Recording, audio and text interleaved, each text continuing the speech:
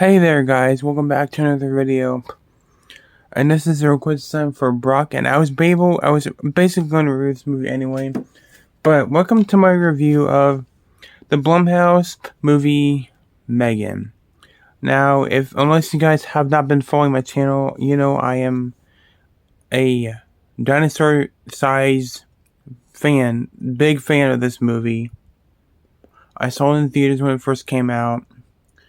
And this movie is basically, I've been following this movie for months, if you guys don't know. And I watched it last night to prepare the review because I knew I was going to review it soon. Well, guess what? That time is now.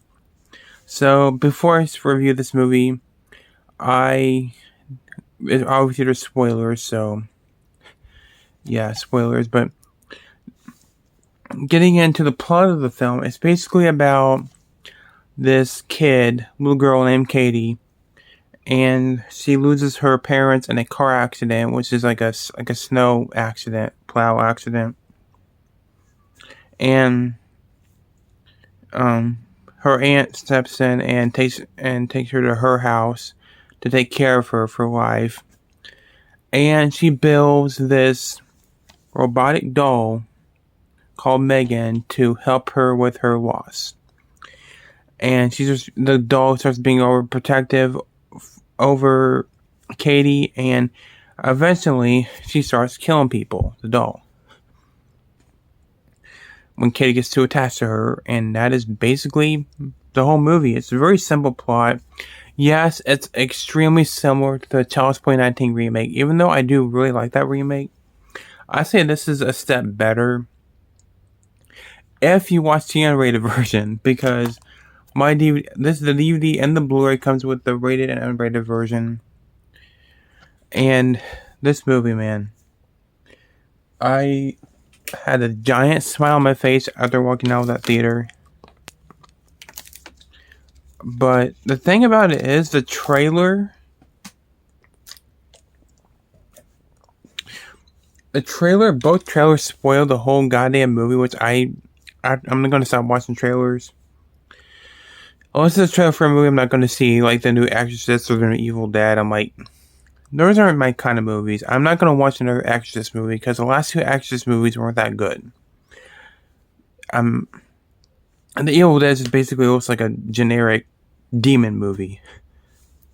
But m3gan's different because the Child's Play people say it's a copy of the Child's Play remake. Well, it's really not. The genders change for Katie and m3gan. They're female. The kills are different. Child's Play remake didn't have the plot of the kid's parents dying and the aunt trying to take care of the kid, and m3gan did not turn evil by people messing with her circuits like they did with Chucky. So no, Rainbow for Life and everybody else, no, it isn't the exact same movie. It's not. The little girl's younger and m3gan is a bigger doll.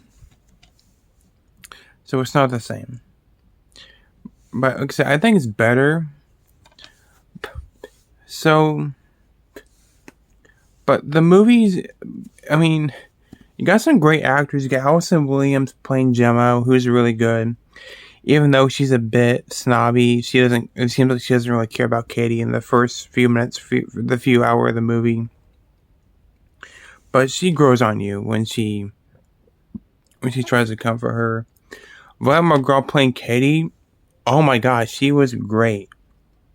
She was fantastic, especially when towards the end where she was being protective over m3gan. She wanted to see m3gan, but she was screaming, and I don't want to see Lydia. The Better Books suck. They suck shit. She was really good. Really good.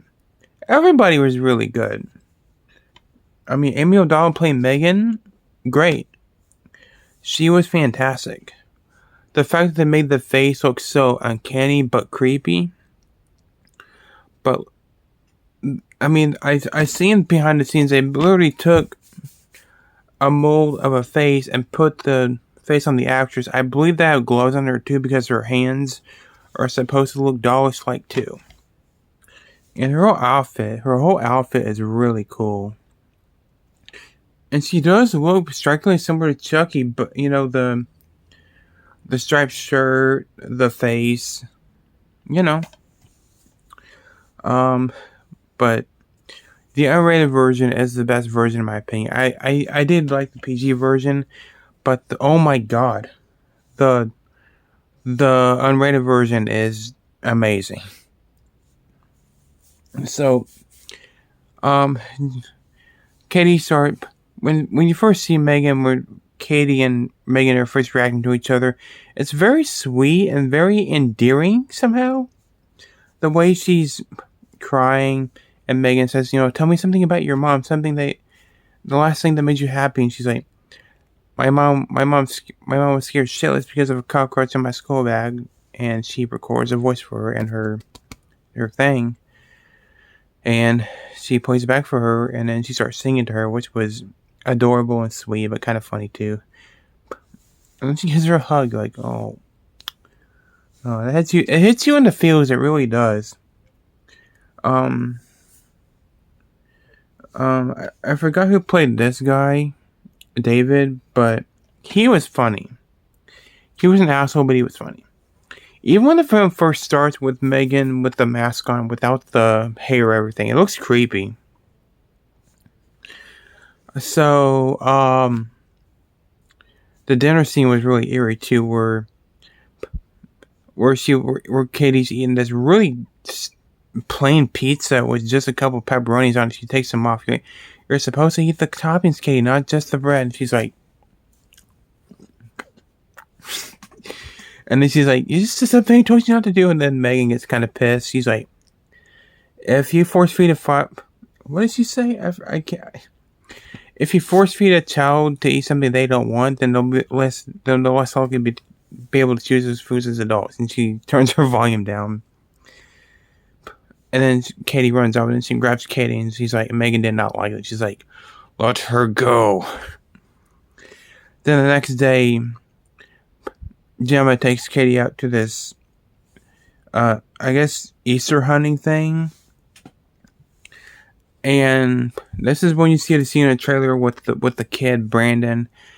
And they go into the woods. They pair up with groups, every kid.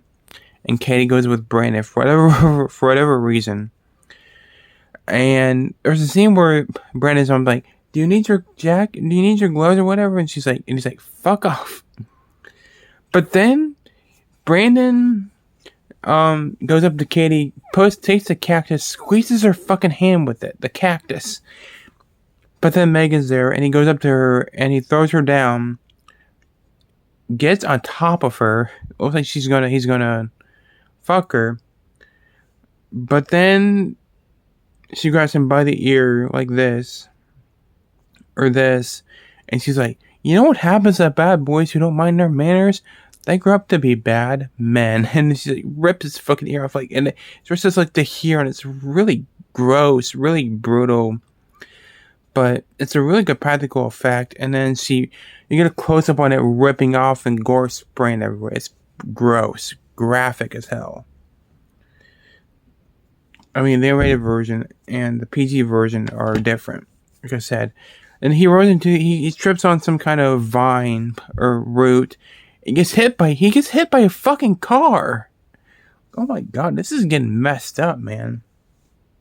I know he's a piece of shit, but man, that was pretty extreme even for a PG-13.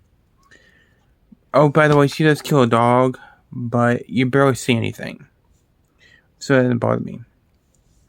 Then the police come and they say, "We found his ear in the woods," and then Megan basically, and then their neighbor is bothering them, like, and you want her to die so bad.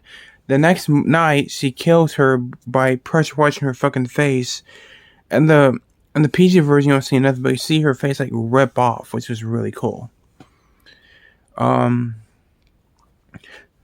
And then Megan hangs one of Gemma's friends, and she's hanging him on this thing, but then him and the girl survive though. And then this is when Katie gets protective over Megan, way too protective over Megan, and she loses her shit. She's kicking Gemma's seat. She's getting pissed.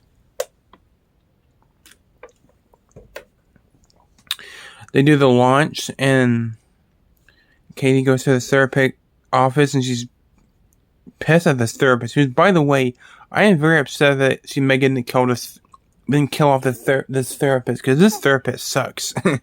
This therapist sucks. Then they do the launch, and get this very, very good acting by Velma McGraw. She's explaining how she lost her parents in the car accident and talking about Megan.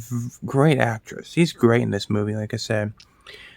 And then after the launch, Megan goes to David's office, and this is when she does the dance, the flipping and all that. And then she grabs a paper cutter. David's fucking running to the elevator. Hold the door, please. And I guess Megan throws the goddamn paper cutter at David and goes through his fucking chest. Which is brutal, man. And then she goes up to Kurt, which is his assistant, and she frames him, and she cuts his fucking throat. Blood sprays right out his fucking neck. This is definitely not a movie for kids, man. Either version. I mean, seriously. I mean, maybe you can show a kid the rated version, but the rated version is fucking nuts. So then Megan takes his Bugatti, goes to Gemma's house. She's playing the piano, the little toy soldiers. And then she sings Titanium, by the way, which is really good. But then Megan is holding Gemma by the fucking throat. She's like, if Katie comes in here, I'll rip her hair with her motherfucking neck. I'm like, that's terrifying. Then she throws a cup of water on her. She sorts out for a little bit, and she springs back to life. Goes to her room where she's doing her technology or her podcast and stuff, or whatever she does. She takes a fucking drill thing, splits Megan's face in half, rips her fucking hair off, and she looks fucking terrifying. But then Katie comes back, and she's got these gloves, and she's like, there's another family member we haven't told you about, bitch. And she's like, his name is Bruce. It's like this big fucking robot that you have to control with these gloves, and this thing kicks her fucking ass. It rips her in half, body slams her, and then Megan goes up to Megan. She grabs her face, you're a grateful little fucking bitch. And then Gemma knocks her fucking out, and her eyes go dim, and she rips her fucking the fucking skin off. And then she springs back to life after that. Megan stabs her with a screwdriver, and she dies. But there's a sequel coming, but I'll explain that in another video. And then Megan basically is dead, and they go back. Gemma and Katie go back outside. There's her friends, the one that got hung, and the other girl. They're fine. And then you see the Elsie thing got Megan's memory, whatever, and then that's the end of the movie. And that was Megan, a run through of Megan. And like I said, I love this movie. Cannot wait for the sequel. I don't know what they're going to do with the sequel, because fucking Megan is dead. Her face is ripped up, and she's ripped in half, so who knows. By the way, I got this DVD the other day, and the picture quality is really fucking good on this DVD. It's crisp, clear. It's really good picture quality. If you have not picked up Megan, I definitely recommend you pick up the DVD or the Blu-ray, whichever is your purpose. Pick your poison. It's also on Peacock, so you don't have to buy it, but I recommend you buy yourself a copy, because physical media rocks. But that is my full review of Megan. I don't know what to say, but I give it a rating out of 10 stars. I give it a 10. 10 stars. If you're a fan of Chucky, Dolly Dearest, Pinocchio's Revenge, Puppet Master, go watch m3gan. Please, it's worth your time. So let me know in the comments what you think of m3gan in the comments below. Thanks for watching, guys. Take care. See you guys in the next one for more reactions. Peace.